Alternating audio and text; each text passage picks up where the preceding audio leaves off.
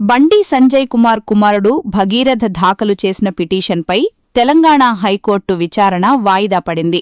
తనపై నమోదైన పోక్సో కేసును రద్దు చేయాలని కోరుతూ భగీరథ్ హైకోర్టును ఆశ్రయించాడు. మధ్యంతర బెయిల్పై తీర్పును శుక్రవారం ప్రకటిస్తామని కోర్టు తెలిపింది. ముందస్తు బెయిల్ పిటిషన్పై వచ్చే వారం విచారణ జరపనుంది.